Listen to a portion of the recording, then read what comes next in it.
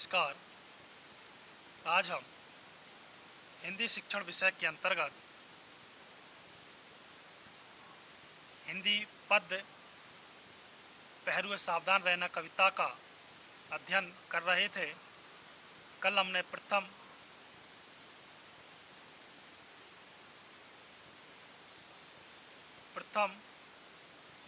पद्यांश का अध्ययन कर लिया था। आज हम उसी पहरुए सावधान रहना के अंतर्गत द्वितीय पद्यांश का अध्ययन करेंगे। सबसे पहले छात्र अध्यापक श्यामपट प्रविष्टि अंकित करेगा यथा दिनांक, विषय, उपविषय, कक्षा व वर्ग, वादन, समयावधि, प्रकरण।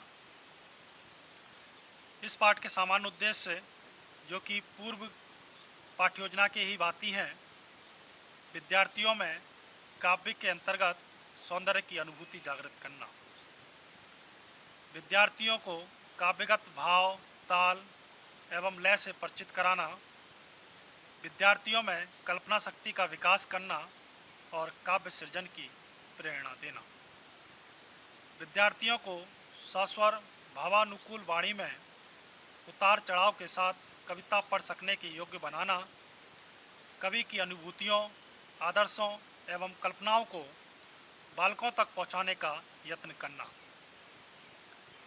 इसके बाद विशिष्ट उद्देश्य जो कि प्रकरण से संबंधित हैं, विद्यार्थियों को स्वतंत्रता प्राप्ति के उपरांत कैसे रहना है जान सकेंगे, विद्यार्थी भारतीय सैनिकों के बलिदानों के बारे में बता सकेंगे, विद्यार्थी देश की सुरक्षा और नवनिर्माण के लिए प्रेरित हो सकेंगे।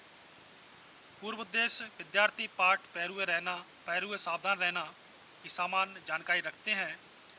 शिक्षण सहायक सामग्री, सामान्य कक्षा उपयोगी शिक्षण सहायक सामग्री, भारत के सैनिकों का चित्र व चार्ट। इसके उपरांत प्रस्तावना प्रश्न, पूर्व ज्ञान अनुमान, छात्र अध्यापक छात्रों से निम्न प्रश्न पूछेगा। भारत कब स्वतंत्र हुआ? भारत 15 अगस्त 1947 को स्वतंत्र हुआ। यहाँ पर प्रश्नोत्तर विधि का प्रयोग किया जा रहा है।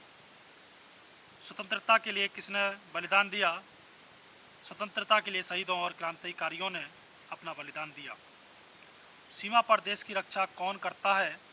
सीमा पर देश की रक्षा सैनिक करता है। पहरुए सावधान रहना पाठ से आप क्या समझते हैं? यह समस्यात्मक प्रश्न है।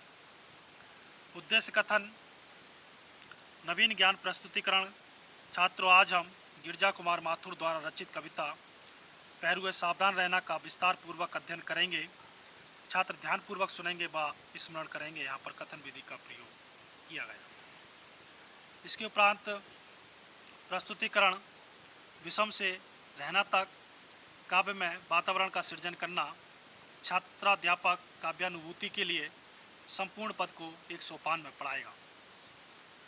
आदर्श वाचन, छात्रों में श्रवण कौशल विकसित करना। छात्र अध्यापक शुद्ध एवं भावपूर्ण वाणी में स्वरों के उतार चढ़ाव के साथ प्रस्तुत कविता का आदर्श वाचन करेगा। छात्र पद का रसास्वादन करेंगे। यहाँ वाचन विधि का प्रयोग किया गया। विषम श्रृंखलाएं टूटी हैं, खुली समस्त दिशाएं, आज प्रभंजन बनकर चलती युग बंदनी हवाएं। प्रश्न चिन्ह बन खड़ी हो गई यह सिमटी सीमाएं, आज पुराने सिंहासन की टूट रही प्रतिमाएं। उठता है तूफान इंदु तुम दीप्तिमान रहो, रहना पहरुए सावधान रहना। तो इस प्रकार से इसका हमें आदर्श वाचन करना है। अब वहीं छात्र इसका अनुकरण वाचन करेंगे। छात्रों में पद वाचन कौशल विकसित करना। उद्देश्य छात्राध्यापक 2 या 3 छात्रों से अनुकरण वाचन करने को कहेगा। कतिपय छात्र अनुकरण वाचन करेंगे। यहाँ पर कथन विधि का प्रयोग किया गया। काठिन्य निवारण, छात्रों के शब्द भंडार में वृद्धि करना। छात्र अध्यापक पद्यांश में आए कठिन शब्दों का अर्थ श्यामपट पर स्वयं स्पष्ट कर देगा। छात्र कठिन शब्दों का अर्थ बताने का प्रयास करेंगे। पहरुए, पहरेदार या देश के रक्षक, इंदु चंद्रमा, सावधान सतर्क होना। वहीं छात्र अध्यापक छात्रों से निम्न शब्दों में मान प्रत्यय जोड़िए। जैसे बुद्धि तो बुद्धिमान, गति गतिमान, गुण गुणवान, शक्ति शक्तिमान, रूप रूपमान। वहीं यह पूछेगा छात्र अध्यापक मूल्यांकन की दृष्टि से प्रत्यय किसे कहते हैं। अगला सोपान है भावानुभूति प्रश्न। छात्रों को केंद्रीय भाव स्पष्ट करना। पराधीनता के समय परिस्थितियां कैसी थीं? पराधीनता के समय परिस्थितियां विषम थीं। किसी तरह दीप्तिमान होने को कहा गया है।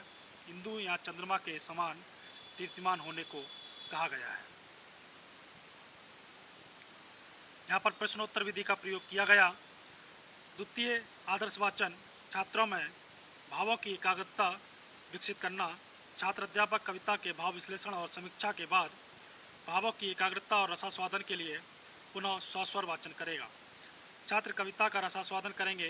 यहाँ वाचन विधि का प्रयोग किया गया। द्वितीय अनुकरण वाचन। छात्रों में पद कौशल वाचन विकसित करना। छात्र अध्यापक 2 या 3 छात्रों से पुनः अनुकरण वाचन करने को कहेगा। कतिपय छात्र अनुकरण वाचन करेंगे। यहाँ पर भी वाचन विधि का प्रयोग किया जा रहा है। इसके उपरांत सौंदर्यानुभूति प्रश्न। छात्रों में भाव विश्लेषण शक्ति का विकास करना। विषम का विलोम बताइए। विषम का विलोम शब्द सम है। यहाँ प्रश्नोत्तर विधि का प्रयोग किया जा रहा है। दीप्तिमान में प्रत्यय बताइए। दीप्तिमान में प्रत्यय मान शब्द है।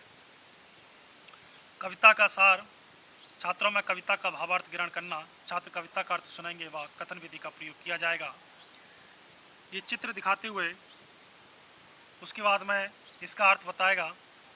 पराधीनता के समय जो विषम परिस्थितियां बाधा बनी हुई थी अब वह दूर हो चुकी हैं और सब दिशाओं में विचरण करने के लिए स्वतंत्र हैं। चिरकाल से बंदी हवाएं अब खुलकर चलने लगी हैं। हमारी अतिक्रमण की इन सीमाओं जो प्रश्न चिन्ह बनकर खड़ी हो गई हैं, पुराने विदेशी शासन की प्रतिमा टूटकर नए प्रतीक उनकी जगह ले रहे हैं। प्रगति के तूफान को तुम चंद्रमा की तरह दीप्तिमान होकर आगे बढ़ाओ और सावधानी से देश की सुरक्षा करो। अगला है लेखन व निरीक्षण कार्य। लेखन कौशल का विकास करना। छात्र अध्यापक सभी छात्रों से श्यामपट्ट पर लिखे हुए कार्य को अपनी अभ्यास पुस्तिका में उतारने को कहेगा। वह स्वयं कक्षा का घूम घूम कर निरीक्षण करेगा। सभी छात्र श्यामपट्ट से अपनी अभ्यास पुस्तिका जो श्यामपट्ट कार्य अपनी अभ्यास पुस्तिका में उतारेंगे। ये है श्यामपट्ट कार्य